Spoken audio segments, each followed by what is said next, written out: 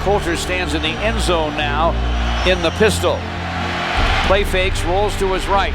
He's hit in the end zone. Safety time. Rack up a safety for the Spartans. Down goes Kane Coulter. Max Bulla and William Golston complete the safety for the Spartans. Good job. Oh, we got a baseball score now, 3-2. Pendleton in front of Le'Veon on the straight eye. Andrew back to throw. End zone. What a catch! Aaron Burbridge with the grab. Touchdown, MSU. It's 13-11 right now. The snap. Now the end zone throw. Caught for a 2-point conversion. The catch is made by Keith Mumphrey.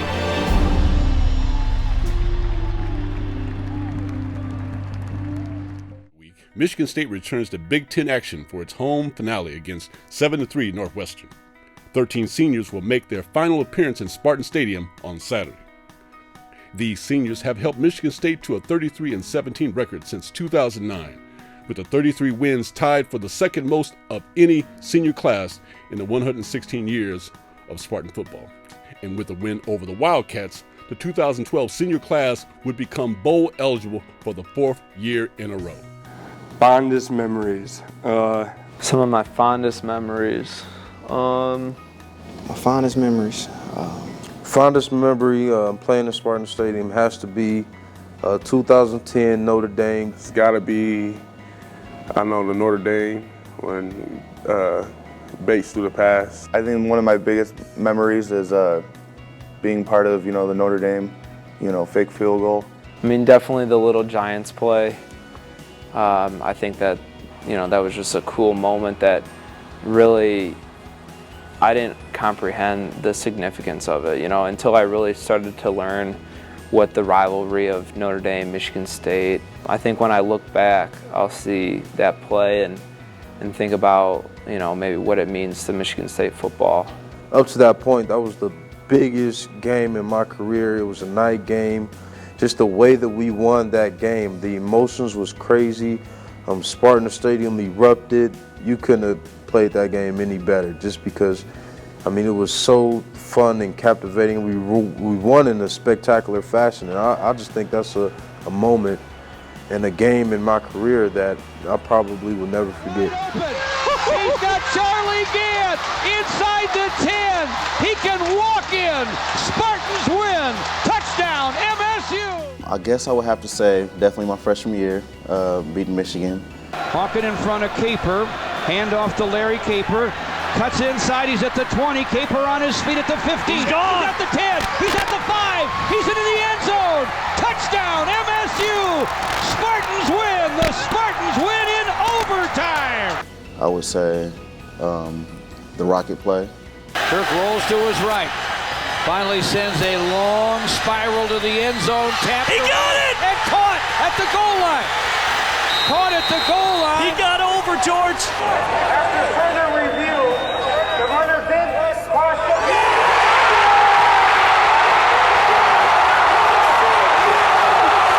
And then just all the close games we've been through, even though we didn't win some of them, but the close games we went through in Wisconsin, those are definitely memories I remember. First thing I think about is the last bowl game. Just having that win, having a comeback game, first bowl win, and just the trip itself, just the entire season was, a great ending. So that was probably one of my fondest memories. The first time I remember running on that field and getting in that huddle was something I can't even explain. And to be in the Big Ten, playing in the stadium that I've watched so many games in, I was a kid sitting in the stands watching these guys play, and now I'm on this field, and it's an amazing blessing. I just enjoy running out that tunnel with my teammates. I think that's the best feeling. I've been playing here for 5 years almost. Running out that tunnel, it's always the same feeling for me, excitement and joy and being able to play football. Some of the emotions that'll come through my mind running out of that tunnel is just no regrets. I want to, especially my last time coming out, I just want to leave everything on this field and have no regrets when I walk back in the tunnel after I'm done. It's going to mean a lot. I'm going to probably get a little teary-eyed, after the game, but it's, there's so many people that have done it before me. And I think being part of a tradition like that really hits home, you know, and I'm going to give it all I got, and I'm going to cherish every moment of it and let it sink in. And, you know, I love the guys that I go to battle with every day, and, you know, I'm going to talk to them this week and tell them that I love them and just enjoy every minute of it. You know, every old guy or every past player comes back and talks about, you know, if we only had one more game, or if I could go play again, or just come to practice. And you know it's huge, and it's one of the most important things that we've gone through. So having the last game here it's going to be crazy. A lot of emotions are probably going to be going through my mind. It'll be weird just because it went by so fast, and you're going to miss it. So many sentimental things are going to be going on, but I don't want to get distracted before the game, but it's going to be an emotional thing for me just because I played so many games here, had so many moments here, had a lot of hurts, bumps, and bruises, and I've also had success and feel-good moments and everything like that. So it'll be sad, but it'll be happy too, because you get to go out and you get to play the game that you love with the people you love in a place that you love for the last time, and that's just something you don't want to take for granted. You know, those guys, as you get to your last couple games and you know your bowl opportunity, your senior year, you know, you look at it and, you know, time is precious. And I think for all of our seniors right now, you know, look at where they're at and their expectations and what they want to accomplish and their future. And so many of our players look at what have they done in the past, where are they at in the present, what's their goals and where they're going in the future.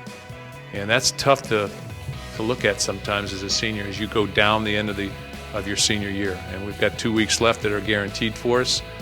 We need to make the best of those, and we need to come out of here 7-5 and go into a bowl game and have that feel-good feeling about this football team. The 2012 campaign has been an emotional roller coaster for the 5-5 Spartans, as the team has lost 4 Big Ten games, all at the wire, by a combined total of 10 points. So the season has become a lesson in perseverance. Perhaps no player embodies that spirit better than sophomore wide receiver Keith Mumphrey, who grew up in a single-parent household, an unknown player entering the season. Keith has emerged as the team's leading receiver. As you learn about his journey to Michigan State campus, you'll understand why he's truly a survivor. I was born on June 6, 1992, to Sandra Mathis and Keith Mumphrey in Americus, Georgia. I was raised in a small, quiet town with only one traffic light named Vienna, Georgia. I grew up in a single-parent household. Being the oldest, I understand that I have to carry myself so that my siblings can look up to me as a mentor and big brother at the same time. Growing up in a small community, it was tough. Resources were limited. When my mother wasn't around, I didn't know who I was going to get things from. But it was a good thing all my relatives lived close together because they supported me when my mother wasn't around. First ran into Keith Mumphrey, heard about Keith Mumphrey in February, March, I believe it was, of 2009. And the way I found out about him was I received a highlight video in the mail, just non-solicited, didn't know anything about him, never heard of him, never heard of Vienna, Georgia, let alone Dooley County High School. Growing up, I faced many hurdles and adverse situations that many of my peers faced and couldn't overcome because of the residing in an impoverished rural town. The temptation that I had to resist in my city with the crime and drug was basically trying to fit in and knowing, trying to find my identity and trying to see what I want to be a part of. But from the values that my mother instilled in me at an early age, I learned that this is not the right way to live. So I believe there's one traffic light in the town, and that's not an exaggeration. I believe there's one traffic light there, but it's just a very small area, and there's no place for people to go. There's no avenue out there. Growing up, the neighborhoods he's grown up in, it hasn't been the most positive, and you could easily decide to go another direction. I come from a place where it is hard to dream. Many came before me who had the talent and didn't make it out of my town. Jamal Zanders, a man with great intellect, has been a mentor role model to me. He's like the dad I never had and a man who is God-fearing. How I got to Michigan State, man, it was a blessing. I mean, he sent my highlight film off. to several schools, and Michigan State was one of the first schools to offer me. So I mean, I felt like they're the first people to give me a chance and actually believe in me. So I was like, why not stick with it and pursue my dreams in Michigan State? Certainly, the athletic end was Keith's out, and we had a couple. He had a couple choices where he could have gone. I mean, he had offers from Nebraska, Vanderbilt, and a handful of other schools. You know, so he had those options, and we're just real happy that he chose Michigan State to be a Spartan. I knew that if I was going to bypass a life of crime and drugs, then I would have to be persistent in achieving my ambitions. I taught myself many things, just being conscious of everything that was happening around me in my environment and neighborhood. I had a very instructive lesson instilled in me at a very young age, personally by my mom. This lesson was to be a leader and never a follower in life. Oh, it was very important for me to pursue my dream because I always thought about being a role model to others, and where I'm from, there's not been a role model, so I knew that I had to be on my A game and do everything that I could do so I could change other lives and impact their lives in a positive way. You know, his family, they've kept him, you know, looking at the life in a positive perspective. And he sees it. He sees that if he gets his degree, if he takes care of his business, if he's nice and polite to people, you know, things work themselves out. He has that perspective. He's got a wonderful mother, and she's done a great job of raising him, but certainly where he's come from and where he is now is light years, and I think just getting him up here to Michigan has been great for us, but I think it's been good for him also to get up and get away from where he was raised and get up here and sort of find out what else there is out there in the world. I learned to persevere through my mom's actions. No matter how tired she was or how sleepy she was, after work, she would come home and clean up the whole house. She would even go wash the car some days, and she would make sure dinner was on the table. She also taught me to be loyal, have integrity, and be persistent. My entire life, I have had high expectations for myself and others around me. I play in the Big Ten Conference, one of the elite conferences in the nation, and it's a blessing. I mean, many people don't get the opportunity to play in the elite conference, and thus far, I think all the people around me, all the people in my circle, and my teammates and everybody for just pushing me to become the best I can be. And I think one of the biggest attributes that he has as far as his character is concerned is the fact that he won't be denied. He will continue to work hard and try to be the best he possibly can be. He overcame a lot, you know, very mature young man, overachiever in everything he does, from academics to the football field. And the more you found out about Keith, the more you really liked the kid. Oh, when I first got here, the relationship that me, Coach D, and Coach Warner had was strong.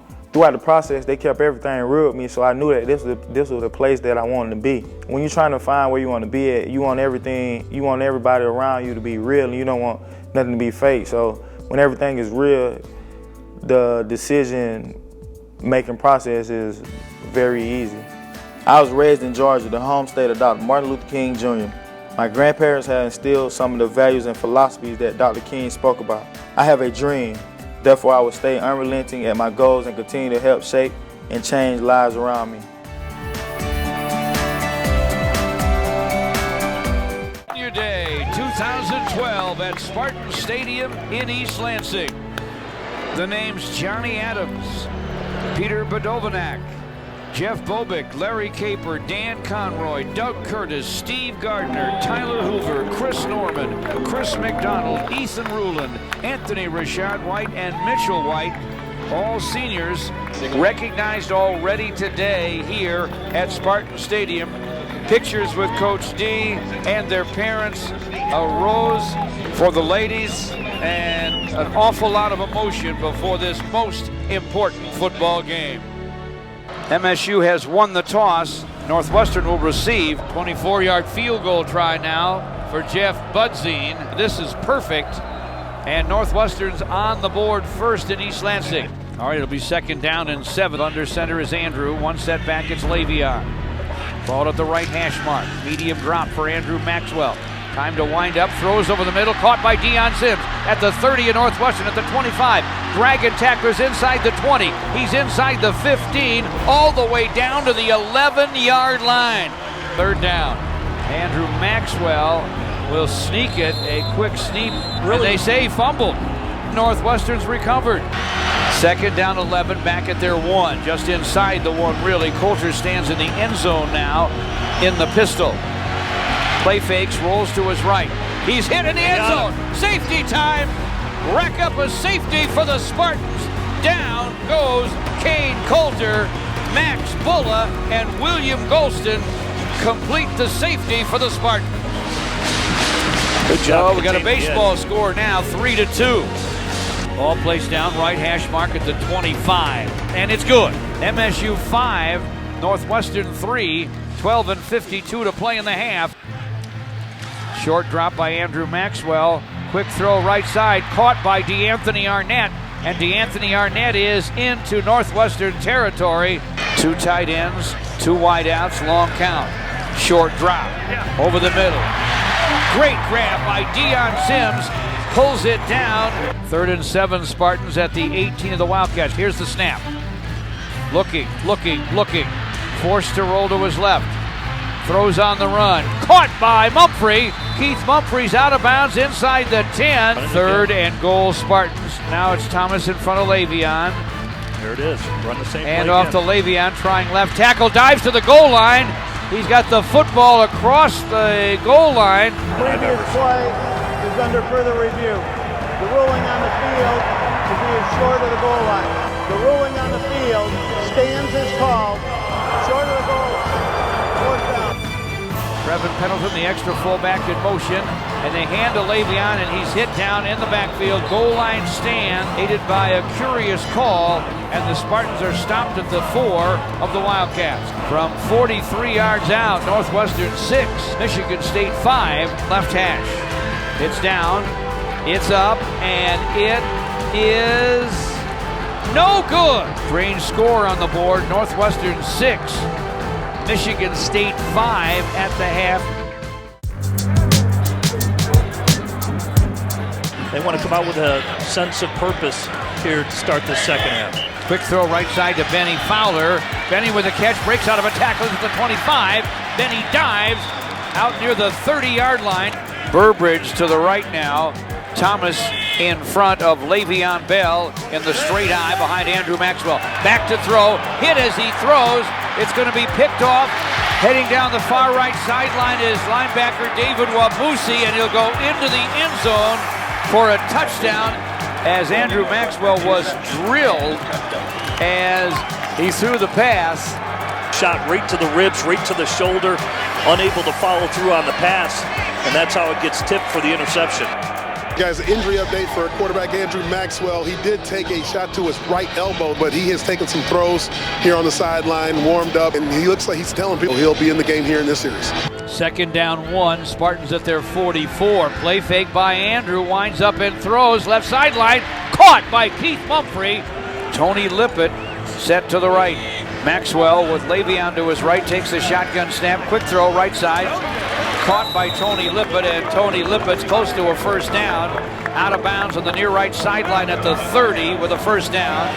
Caper to the left of Andrew Maxwell. Here's the shotgun snap. Andrew throws it left side. Good catch by Mumphrey.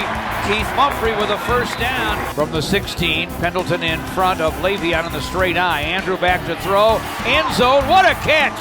Aaron Burbridge with the grab. Touchdown MSU! It's 13-11 right now. The snap. Now the end zone throw. Caught for a 2-point conversion. The catch is made by Keith Mumphrey. 1st and goal for the Wildcats at the Spartan 6. Coulter play fakes to Jones. Right, rolls left, throws left. It's going to be caught. They take the lead right back. Le'Veon to the right of Andrew Maxwell. Here's the shotgun snap. Andrew winds up and throws. Caught in the end zone. Tony Lippett.